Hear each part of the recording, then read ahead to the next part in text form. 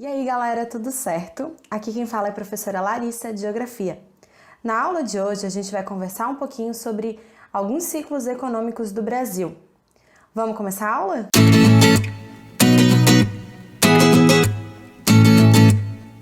Pessoal, então vamos começar a nossa aula sobre os ciclos econômicos do Brasil. E quando a gente fala sobre isso, é legal a gente lembrar sobre os períodos da nossa história, onde a gente começa a contar ela a partir do descobrimento do Brasil, né, a partir de 1500 até os dias atuais, tá? Lembrando que antes de 1500 a gente tem sim história no país, porém, como essa história ela é escrita muito mais por povos indígenas e é oralizada, a gente tem mais dificuldade também de contar sobre ela, tá? Aí a gente tem então uma linha do tempo mostrando os ciclos econômicos e os períodos, né, históricos. A gente tem aqui desde 1500 até a independência do Brasil, período colonial, onde nesse período a gente tem o ciclo do pau-brasil, o ciclo da cana-de-açúcar e o ciclo da mineração, tá? Depois, então, desse período, né, que a gente tem aí o período imperial, a República Velha, a gente tem o ciclo da mineração, o ciclo da borracha e, por último, então, mais atual, a gente tem o ciclo do café até 1930, que foi, então, a queda da Bolsa de Nova York, que a gente já vai falar sobre isso. Beleza? Então, gente, eu trago aí então o mapa mundi.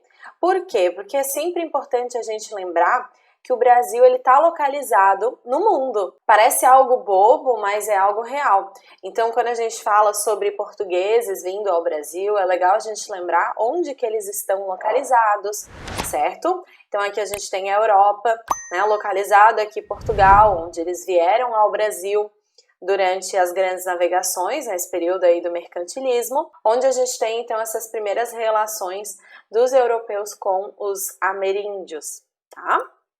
Os ciclos econômicos, então, eles são atividades que influenciaram muito na economia do Brasil em um determinado momento da nossa história. Por isso que a gente chama de ciclo econômico. Então, não quer dizer que ele seja o único naquele período, não quer dizer que no período do ciclo do café a gente não produzia mais cana-de-açúcar ou outros produtos aí da nossa economia. Porém, é o que sobressaía naquele momento da nossa história e que influenciava não somente a economia, mas também os hábitos de vida, as culturas e tudo mais. A gente começa então pelo ciclo do pau-brasil, onde é essa madeira que deu o nome ao nosso país. Ele foi o primeiro ciclo e ele então foi explorado a partir da chegada dos portugueses ao Brasil, onde aqui encontraram as terras brasileiras e encontraram então em abundância essa madeira. Esse então foi o primeiro produto de valor econômico encontrado no território brasileiro.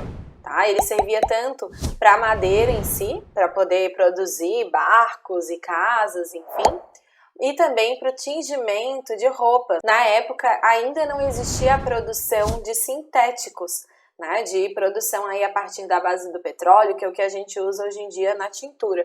Então, utilizavam recursos naturais para fazer esse tipo de coisa, tá? Esse produto, então, ele saía do Brasil, ia para a Europa e todo o lucro, né, todo o valor econômico aí agregado era direcionado para Portugal. Esse ciclo, então, ele foi fundamental para a extinção do pau-brasil, né? Então, para a extinção aí da nossa madeira presente na Mata Atlântica, durante todo o litoral do nosso país. Aí a gente tem um mapa mostrando a nossa mata nativa atlântica e a gente tem um mapa mostrando a Mata Atlântica atual, onde grande parte já foi desmatada. Lembrando que toda essa área litorânea ela é muito mais populosa e povoada do que as demais áreas do Brasil, isso de acordo também com a nossa ocupação, com o nosso histórico, que veio pelo litoral leste do país. É importante a gente falar, quando a gente fala de pau-brasil, que existiam sim pessoas que moravam aqui, né, e que a gente nomeou eles de índios, eles não se nomeavam de índios. Quando a gente fala sobre povos indígenas, a gente sempre está falando e contando a história de acordo com o nosso olhar. Então não foi pedido autorização para essas pessoas para que a gente pudesse falar sobre elas, e nem também pedido informações do que elas achavam. Esse contato então gerou diversos conflitos. Imaginem vocês, né, na casa de vocês chegam aí pessoas de outro lugar que vocês nunca viram, ocupando um território que é de vocês. Foi isso mesmo que aconteceu com essas pessoas, tá? Como eles já conheciam o território brasileiro, eles conseguiam até fugir para outros locais ou até mesmo lutar pelas suas próprias terras. Lembrando que os povos indígenas daqui no Brasil, eles eram muito mais nômades do que no restante da América Espanhola. Então isso fez também com que a resistência desses povos fosse um pouco menor, porque eles já tinham o hábito de migrar pelo território aqui do Brasil. Esse contato também gerou diversas doenças, porque na Europa, nesse período, já estava acontecendo uma certa urbanização, e eles trouxeram doenças, né, do local de origem para esses povos indígenas aqui. Hoje a gente tem então aí um mapa mostrando a distribuição desses povos indígenas atualmente, para lembrar você de que existem ainda índios no Brasil. Quando a gente se refere a eles, a gente não deve se referir a pessoas do passado, mas sim do presente, que hoje ainda sofrem consequências dessa ocupação, que foi, na verdade, algo que a gente deve até se envergonhar na história do nosso país. Quando a gente fala de pau-brasil, é legal lembrar também dessa relação colonial, o que é o colonialismo, onde Portugal era uma metrópole, o Brasil era uma colônia, e começou então a gerar essa relação no país pela necessidade também de ocupar o nosso território. Depois então a gente tem o ciclo da cana-de-açúcar. Os portugueses, então, eles vinham ao Brasil, que na época ainda não era chamado de Brasil, era como um novo mundo, enfim, da maneira que eles chamavam. E eles, então, retiravam o pau-brasil e levavam de volta para o seu território. E aqui, então, o nosso Brasil, o nosso país, ele ficava à mercê de outros países invadirem, ocuparem esse território. Então, precisava instituir alguma exploração ou povoamento para que, então, eles instituíssem essa terra de posse de Portugal. Então, eles pensaram em utilizar a terra para a agricultura, porque a gente tinha um solo muito fértil, porque o nosso clima era um clima muito bom para isso, né? E foi principalmente, então, na zona da mata, no Nordeste brasileiro, que isso aconteceu, onde foram, então, colocadas fazendas de cana-de-açúcar para então ocupar o nosso território e também explorar, utilizar os recursos naturais do nosso Brasil. Por que então cana-de-açúcar, né? Ele era um produto muito utilizado e aceito na Europa nesse período, principalmente entre famílias mais ricas. Imaginem que nesse período a gastronomia, a alimentação era muito pobre de variedades, por isso que eles iam para as Índias em busca de especiarias, né? Então, só quem tinha realmente condições econômicas maiores que conseguia ter uma alimentação mais saborosa. O restante da população comia mesmo para sobreviver. Hoje é que a gente tem o hábito aí de comer por prazer, né? Mas isso é uma coisa bem recente aí na nossa história. Essa foi a principal atividade econômica no período colonial, tá? Então ela durou aí bastante tempo, onde foi utilizada então a mão de obra escrava. E a mão de obra escrava, no início, ela era indígena, mas como os povos indígenas eles conheciam muito bem o seu território, tinha mais facilidade de fugir, né, para outros locais. Então não quer dizer que eles não queriam ser escravos, ninguém queria ser escravo, nem os povos africanos que vieram para cá, para o Brasil. Mas como os indígenas conheciam onde eles estavam pisando, eles tinham mais facilidade de fugir, né?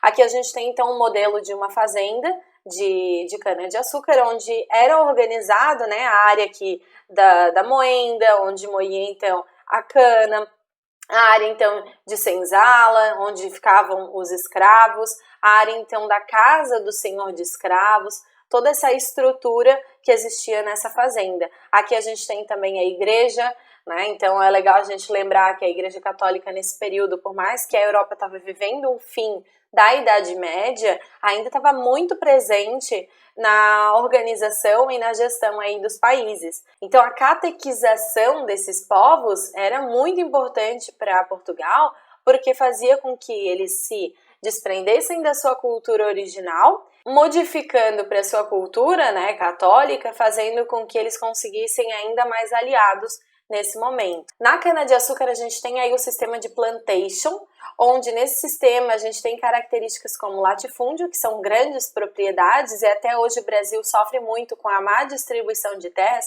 por conta dessa estrutura latifundiária que existe até hoje em dia. A monocultura também, onde numa grande propriedade, né, no latifúndio, se plantava um tipo só de cultivo, que era a cana-de-açúcar, e a mão de obra escrava, que daí a gente fecha nas 3 características de um plantation. É importante a gente falar que além do pau-brasil, a cana-de-açúcar ela também servia para exportar esses produtos, exportar o açúcar para fora do Brasil, enriquecendo Portugal. Então, nesse período aí que a gente chama de grandes navegações, de colonialismo, a gente tem a presença aí da Espanha, de Portugal, da França, desses países, então, explorando territórios além do seu continente e se enriquecendo cada vez mais. Então, a gente tem aí, nesse período, uma má distribuição de riquezas cada vez maior na nossa história, onde até hoje a gente tem resultados dessa exploração. Então, o que aconteceu com essas pessoas que vieram ao Brasil para serem exploradas? Né? Essas pessoas, elas sofreram demais, a gente tem aí dados de milhões de africanos que saíram das suas terras e vieram ao nosso país. Cerca de 15% dessas pessoas morriam no caminho, nos navios, né? Imaginem as condições de saúde e de alimentação que era.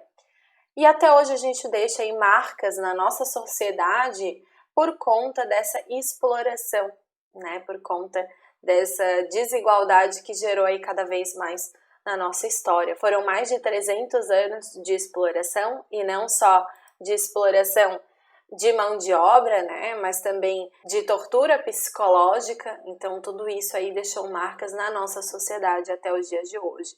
O africano, então, ou afrodescendente, ele não era visto como pessoa, ele era visto como mercadoria. Então, se eu tenho escravos no meu nome, ele é minha mercadoria, eu posso fazer dele o que eu quiser. Então, imaginem aí que tinham escravos que serviam para casa, escravos que serviam para o campo, escravos que serviam para agradar sexualmente também os seus senhores. Então, de todos os tipos existia, porque era propriedade do senhor. E por que as pessoas não achavam isso errado? Porque isso era lei. Não era proibido por lei a escravidão. Por isso que é importante a gente estudar história, para que a gente possa, até hoje em dia, também se perguntar e se questionar de coisas aí que acontecem na nossa sociedade. A gente tem aí alguns dados sobre a desigualdade entre brancos e negros, né? Então, quando você for num restaurante, quando você for numa loja, quando você for na rua, presta atenção onde que os negros estão hoje na sociedade. Será que realmente é porque eles não têm capacidade? Ou será que eles têm menos oportunidade que nós? A gente tem aí também alguns dados bem alarmantes de questão de violência, né? Questão de representatividade. Então fica aí uma reflexão acerca sobre isso. Depois então a gente tem o ciclo do ouro, o ciclo da mineração no Brasil. Desde que Portugal chegou no nosso território, ele tinha sim muito interesse em descobrir metais preciosos, né, que tinha muito mais valor do que um pau-brasil, do que uma cana-de-açúcar. No território espanhol, aqui na América, os espanhóis já tinham conseguido descobrir jazidas de minerais, de minérios, mas Portugal ainda não. E isso fez com que eles criassem mais coragem para adentrar-se ao território brasileiro em busca desses minerais, né? A ocupação, então, ela aconteceu mais para o interior do Brasil, então a gente começa aí a sair um pouco do litoral e ir para dentro do território brasileiro, onde é a atual Minas Gerais, né? O estado de Minas Gerais, por isso que esse é o nome do estado também.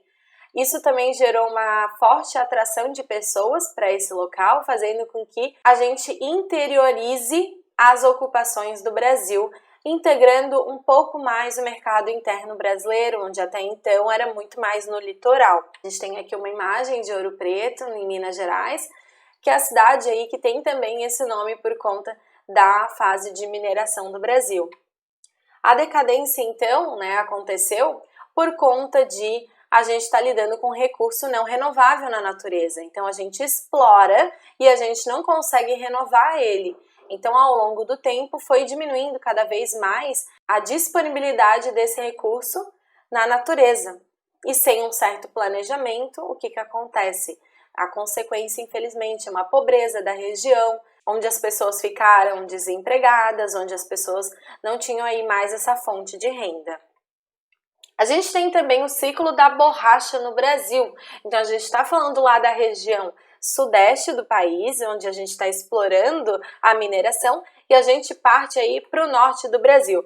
Lembrando que de um ciclo econômico para o outro não quer dizer, gente, que não exista mais, né? Mas que a gente tem aí uma outra atividade econômica que também é muito importante para aquele contexto. E o ciclo da borracha, então, ele aconteceu em outra região, que é a região norte do Brasil, na região amazônica.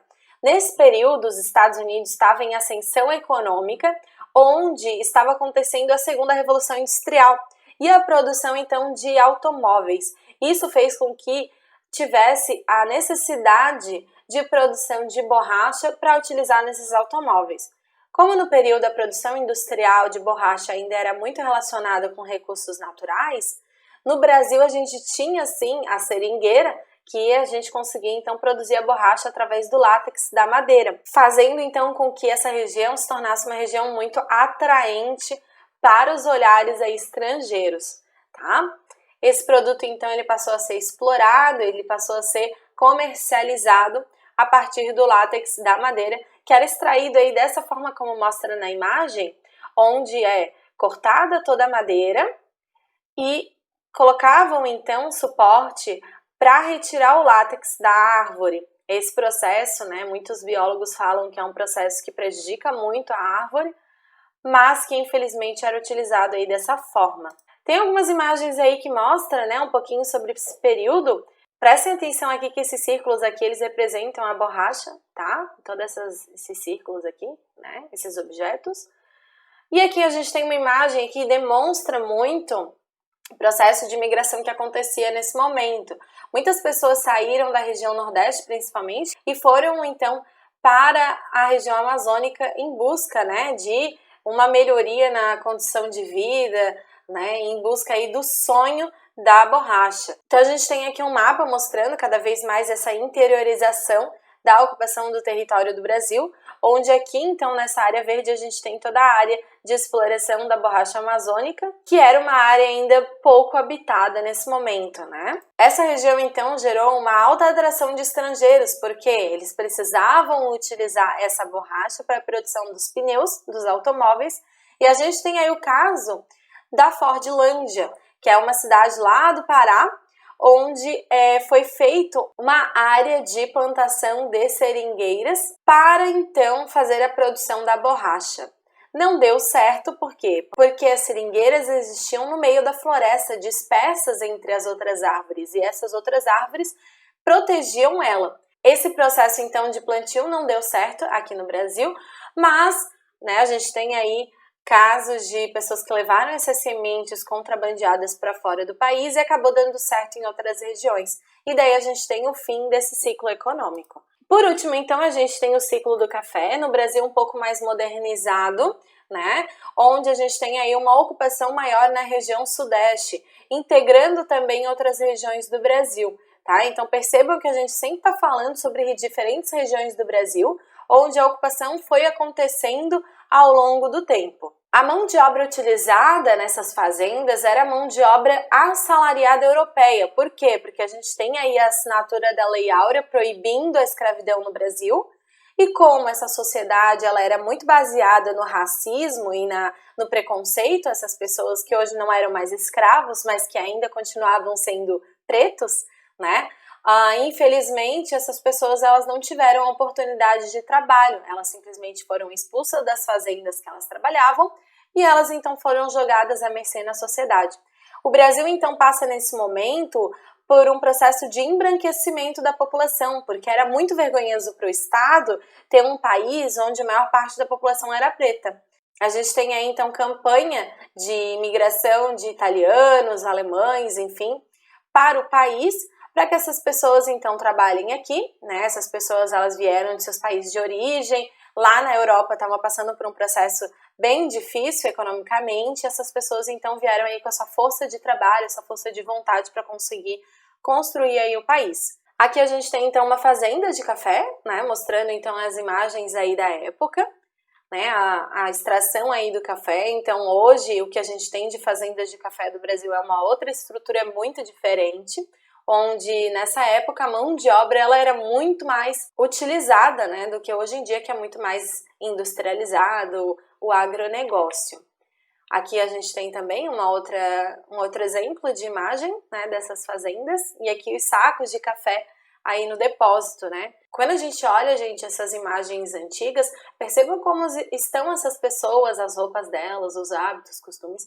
Lembrando que nesse período as fotos elas eram tiradas somente em momentos estratégicos e momentos aí de eventos, né? Então não existia uma selfie aí no dia a dia, as pessoas não conseguiam demonstrar através dessas imagens, mas é legal que a gente tenha aí uma oportunidade de tentar reconstruir um pouquinho da história através dessas imagens. O ciclo do café ele contribuiu muito para a nossa urbanização no país e a industrialização, onde nesses locais a gente começou a ter muito mais ocupação do território do que tinha antes, né? Principalmente aí no estado de São Paulo. Contribuiu também para que a industrialização do Brasil ocorresse, porque a gente tem aí uma acumulação de capital a partir do ciclo do café, e essa acumulação então foi utilizada depois também para a industrialização, principalmente porque a gente tem aí em 1929 a queda da Bolsa de Nova York, né, nos Estados Unidos, e onde nesse momento o capitalismo ele já era globalizado, países do mundo todo sofreram com isso, e o Brasil não foi